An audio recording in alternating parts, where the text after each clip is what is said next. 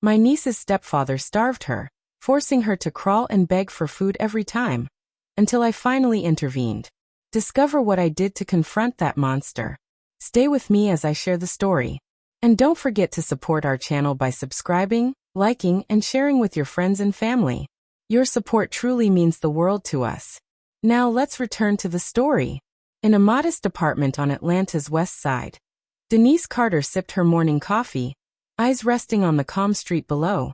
She had carved out a comfortable life as a freelance illustrator. Warm earth-toned walls surrounded her, and a collection of thriving potted plants brought life to her space. At 34, she sometimes wondered about marriage. Yet she had grown fond of the freedom to live at her own pace. Her sketchbook lay open across the dining table when her phone buzzed. The name flashing on the screen made her smile. Her younger sister, Monica. They had been inseparable since childhood, weathering heartbreak, hand-me-downs, and life's hard lessons together. "Hey Dee." Monica's voice carried a tension that made Denise sit up straight. "What's wrong?" she asked, setting her pencil aside. "I need a favor, a really big one. Marcus and I are headed to Jamaica for a week. It's a company incentive trip. Could you watch Kayla for us?" Their mother was visiting cousins in Texas, and Monica had no one else to turn to. Denise paused only briefly. "Of course. I'd love to spend time with her. When do you need me?" Kayla, only 6 years old, had always been special to Denise. After Monica's first marriage ended, Denise often stepped in, babysitting and providing the stable presence the little girl desperately needed. Kayla's father had vanished when she was barely 2, leaving without a word. "Tomorrow morning," Monica said quickly, relief softening her voice. "Marcus wants to drop her off. He said he'd like to say hello too." Denise forced a polite, "Sure," though the truth was she had never liked Marcus. Since Monica married him 6 months ago, Denise had only seen him a few times. Something about his smug grin and dismissive attitude made her uneasy. Still, if Monica was happy, that was what mattered. On Sunday morning, just after 10 o'clock, a silver SUV pulled up. From her window, Denise saw Kayla sitting in the back seat, a pink backpack at her feet, her hands folded on her knees, face unreadable. Denise waited by the door as Monica descended the stairs with Kayla, dressed in a bright yellow sundress. Monica looked polished as ever, though her smile seemed tired. "Thank you so much, Dee," Monica said, hugging her briefly. Denise crouched in front of Kayla. "Hey baby girl," she said warmly. "We're going to have an amazing week together." Kayla nodded faintly, but didn't rush into her arms like she used to. Once she would have giggled and clung instantly. Today, she seemed stiff and reserved. "Be a good girl," Monica urged, resting a manicured hand on her daughter's shoulder. "Listen to Aunt Dee and don't cause trouble." A sharp honk cut through the air. Marcus leaned out the window, tapping his wristwatch impatiently. Monica kissed Kayla's cheek and hurried down the stairs. "I'll pick her up in a week," she called, waving before slipping into the passenger seat. Denise wrapped her arms around Kayla's small frame. The child's body was rigid, wound-tight with tension. "Don't worry," Denise whispered brightly. "We're going to have fun. What would you like to do first?" But Kayla's wide eyes held no spark. She only nodded, lips pressed tightly together. Monday morning, Denise tried to lift Kayla's spirits by making blueberry pancakes, remembering how much the little girl used to love them. The smell of butter and berries filled the apartment as she set a golden stack on the table. Kayla appeared neatly dressed, hair carefully parted and tied with bows, posture unnaturally straight. She sat at the table, hands firm on her knees. "Look," Denise said, sliding the plate toward her. "Blueberry pancakes, your favorite." Kayla's eyes lingered on the food but she didn't move. "Milk or orange juice?" Denise asked. The girl frowned as if puzzled. "Am I allowed to choose?" Denise blinked, caught off guard. "Of course. You can pick whichever you like." "Milk, please," Kayla whispered softly, hesitant. Even as Denise poured it, Kayla only stared at the pancakes, gripping her fork without lifting it. "What's wrong? Don't they look yummy?" Denise asked gently. "They do," Kayla replied quickly, almost defensively. May I eat them?" Denise laughed awkwardly. "Sweetheart, I made them for you. Of course you can eat them." Kayla took a tiny bite, then her eyes widened. They're delicious, she whispered, as if afraid she shouldn't even say it. That quiet tone chilled Denise more than anything. After breakfast, Denise spread toys across the living room rug. Dolls, crayons, puzzles, building blocks. She remembered how Kayla used to squeal with joy and dash to her favorite coloring books. All right, sweetie, Denise said, sitting cross-legged. Which should we play with first? You can pick anything you want, Kayla said, stepping back, hands clasped neatly behind her. Her eyes scanned the toys as if in a museum. Finally, she pointed to a small brown-skinned doll. May I play with this one? She asked. Denise tilted her head, trying to hide her confusion. Of course. You can play with any of them. Really? Kayla's eyes widened with surprise. I won't get in trouble? Denise forced a smile. Baby, toys are made for playing. You'll never get in trouble here. Kayla hugged the doll tightly, yet she still asked permission for every action, before picking up crayons, stacking blocks, or flipping through a book. Every move came with the same hesitant glance and whispered, "May I?" On the surface, it seemed like politeness. Beneath, Denise felt a gnawing unease. By afternoon, she noticed Kayla pressing her small hands to her stomach, shifting uncomfortably. You okay, sugar? Does your belly hurt? Denise asked softly. Kayla shook her head too quickly. No, I'm fine. Her eyes flicked toward the hallway, then back at Denise, as if she was holding something in. Do you need the bathroom? Kayla's cheeks colored. She nodded and whispered, May I go? The question hit Denise like a punch to the chest. What, baby? Of course you can. You never need to ask for that. You can go anytime you need to. Kayla's eyes widened, as though she didn't fully believe her. Then she scurried down the hall toward the bathroom. Denise felt a tight knot in her chest, watching the small figure disappear. A 6-year-old, asking permission to use the bathroom and holding it in until granted. Something was very wrong. That evening, Denise prepared grilled cheese sandwiches and tomato soup, hoping the familiar meal would bring Kayla comfort. Dinner's ready, she called warmly. Kayla slid into her chair, hands folded on her knees, and stared at the steaming bowl before her. What's wrong? Aren't you hungry? I am, Kayla whispered. But may I eat? Denise froze. The second time that day. Slowly she exhaled. Kayla, sweetheart, you never have to ask. You can eat whenever you're hungry. But what if I'm not a good girl? Kayla's small voice trembled. You are a good girl, a wonderful girl. You'll never have to earn food here ever. Denise's voice cracked as she stroked the child's cheek. Kayla's wide brown eyes blinked rapidly, as though the words were foreign to her. Later that night, Denise tucked her into bed with a soft blanket and kissed her forehead. Good night, sweetheart. Kayla lay stiffly, staring at the ceiling. Can't sleep? Denise asked softly. May I go to sleep? Kayla whispered, turning her head. Denise's throat tightened. Baby, of course you can. You don't need anyone's permission to rest. Kayla didn't respond, curling into a tiny ball and shutting her eyes tight. Denise stayed on the couch long after, replaying the day in her mind. Every whispered request, every fearful glance, every unnecessary question. This wasn't politeness. This was fear. Something was deeply wrong. The next evening, Denise decided to make a comforting meal from their childhood. In her small kitchen, she carefully chopped vegetables for a slow-cooked oxtail stew, the kind their mother used to make on Sundays.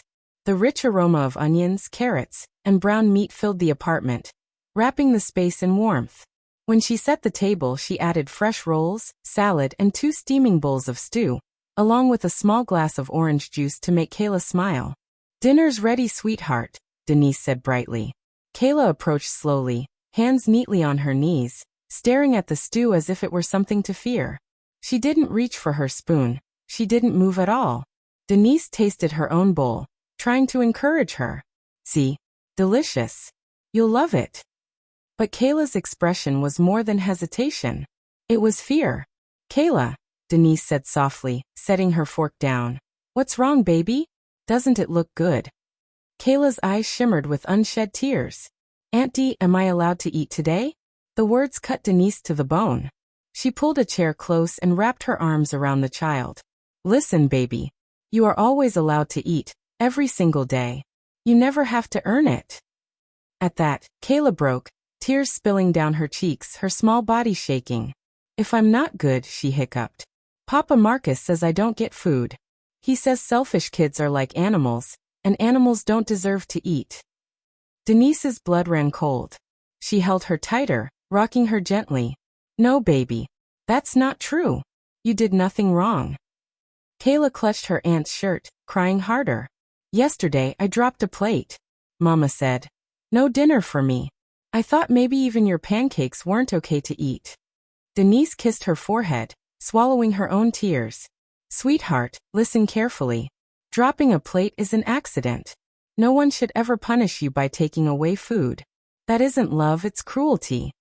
Kayla sniffled. But Mama says the same thing. She says, if I'm not a good girl, I won't grow up. Denise's hands shook, fury rising. Her sister, her own blood, was repeating Marcus poison.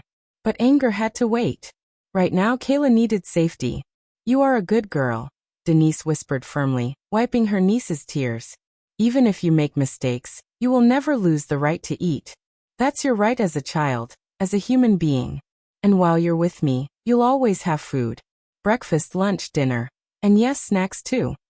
Kayla blinked, a faint spark of hope in her wet eyes. Snacks too. Cookies, ice cream, anything you want. For the first time in days, Kayla smiled through her tears. Denise silently vowed she would never send this child back to that house. The next morning, Kayla was different at breakfast. She poured syrup on her pancakes without asking, giggling when some spilled. Denise felt relief, but the words from last night echoed. If I'm not good, I don't get food. She needed to know more. Kayla, honey, Denise said gently over their milk. You told me something about Papa Marcus yesterday. Can you tell me more? I promise I just want to keep you safe. Kayla twisted her fingers but nodded. He's scary. After he married Mama, he made lots of rules. What kind of rules, baby? I have to say good morning first. If he's in a bad mood, I can't talk at all. I can't leave food on my plate. If I'm not good, no food. I can't play unless I ask first. I can't cry. I can't laugh loud either. Mama says the same now. She used to hug me when I fell, but now she says she doesn't like crybabies.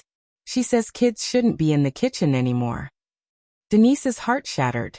Her sweet, kind sister, so brainwashed she couldn't even see the cruelty she enforced. Kayla lowered her head. Last week I fought with a girl at school.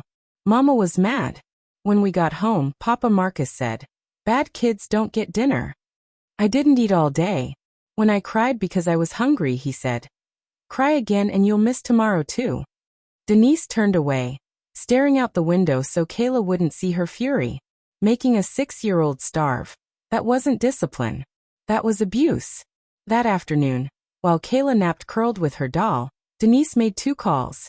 One to Child Protective Services, who promised an urgent investigation, and another to a family lawyer to understand her rights if she needed to intervene. She wouldn't stand by. Thursday evening her phone buzzed. Monica did. Her sister's voice rushed and uneasy. I'm picking Kayla up tomorrow morning instead of Sunday. Marcus has a big client meeting. He says he can't focus with her around. Denise's chest tightened. Tomorrow was too soon. You said she'd stay until Sunday, she said sharply. I know, but Marcus insists. Denise glanced at Kayla, who giggled softly at the cartoons while nibbling on cookies. For the first time all week, she looked like a carefree child again. Monica, she's been so well behaved here. Can't she stay a little longer? No, 10 o'clock tomorrow. Have her ready. Marcus doesn't like waiting. The call ended. Denise's stomach sank. She crouched down next to Kayla. Sweetheart, your mom is coming tomorrow. The cookie slipped from Kayla's fingers. Her face drained of color. I have to go home already. Her voice trembled. Denise pulled her close. Yes, baby. But tell me how you feel about it. Tears brimmed in Kayla's eyes. I don't want to go. If I go back, Papa Marcus will be angry. He'll say I was bad here. Then I won't get food. Or he'll lock me in my room. Sometimes Mama says she doesn't need me anymore. Denise hugged her tightly, rocking her like she used to as a toddler. Sure, it's okay. I won't let anyone hurt you. That night, Kayla sobbed into her aunt's chest, whispering again and again. I want to stay here. Denise didn't sleep a single wink. Tomorrow, she decided the fight would begin. Friday morning, right at 10, Monica and Marcus pulled up in their SUV. Denise stood at the door, Kayla clinging to her leg. Kayla, Monica called cheerfully as if nothing was wrong. Come on, baby. Time to go home. No answer. Denise found Kayla curled up in the guest room, eyes wide with fear. I'm scared, she whispered. Denise scooped her up. It's okay, baby. I've got you. In the living room, Marcus scowled at his watch. What's the holdup? Get her in the car. I don't have time for this. Kayla pressed herself against Denise, trembling. Monica's smile vanished, replaced by cold impatience. Kayla, don't keep your stepdad waiting. Hurry up. Wait a minute, Denise said firmly, standing tall. We need to talk. Talk? Marcus barked. Denise's eyes blazed as she spoke. Kayla asks me if she can eat. She asks permission to use the bathroom. She's 6 years old and terrified every second. That's not discipline. That's abuse. Marcus's face twisted. Discipline teaches respect. Meals are a privilege, not a right. Animals eat anytime. Children earn it. Denise's voice rose. No. Meals are a human right. Starving a child isn't parenting, it's cruelty. Monica crossed her arms. Dee, you don't have kids. You don't understand. Today's children are spoiled. Marcus is right. They need strict rules. Denise's chest ached. She stared at her sister. The same sister who used to braid Kayla's hair and bake cookies with her. Monica, you weren't like this. You loved your daughter. Now you've let this man twist your mind. This isn't love. It's brainwashing. I'm doing what's best for her, Monica snapped. But Kayla's trembling voice cut through the tension. Aunt Dee, help me. Denise held her close, decision made. She's not leaving with you, she said, grabbing her phone. I'm calling the police. Monica gasped. Dee, don't you dare. But Denise had already connected the call. Marcus cursed, his face red with rage, but he couldn't stop what came next. When the police and child protection workers arrived, Kayla clung to a female officer and, with soft courage, spoke the truth. Sometimes I don't get to eat. If I cry, they lock me in my room. Her small voice was enough. Marcus was arrested not only for child abuse, but also for financial fraud discovered later in his consulting business. Monica was investigated as an accomplice, but instead of prison, she was ordered to attend counseling. Kayla was placed under Denise's care. At first, the little girl woke from nightmares, crying in the night, but Denise held her each time. It's okay. I'm here. You'll never go hungry again. 6 months later, Monica visited. Counseling had opened her eyes, and she wept. I was blind, Dee. I let him turn me into someone I don't even recognize. I failed my daughter. Kayla still hid behind Denise, too frightened to approach her mother. She needs time, Denise said gently. If you truly love her, you'll let her heal at her own pace. A year later, the court officially granted Denise full guardianship. In the courtroom, Kayla looked up at her aunt with wide, joyful eyes. I love you, Aunt Dee, she whispered. Tears streamed down Denise's face as she hugged her tightly. I love you too, baby. Always. One winter evening, Denise cooked oxtail stew. As they sat at the table, Kayla grinned. Let's eat, she chirped, picking up her spoon with confidence. Denise laughed through tears. The apartment glowed with warmth as snow fell softly outside. For the first time in a long while, it truly felt like home. Now 8 years old, Kayla was bright, energetic, and surrounded by friends, her laughter ringing freely. Sometimes she remembered the darkness before, but with Denise beside her, she felt safe. Aunt Dee, she said one evening. When I grow up, I want to help kids too, like you helped me. Denise hugged her, heart full. You will, baby. You'll change the world. In that moment, Denise knew that fighting for Kayla's smile had been worth every struggle. Family isn't just blood. It's love, protection, and the courage to keep a child's light shining, no matter the cost. Sometimes, the hardest battles aren't against strangers. They're against those who should have loved us most. Denise fought for Kayla's smile, and in the end, love won. True family is built on protection, not fear. If this story moved you, subscribe and turn on notifications to never miss another story of resilience, justice, and hope. Share it with someone who needs a reminder. No child should have to beg for love, food, or safety. Together, we can make sure their voices are never silenced.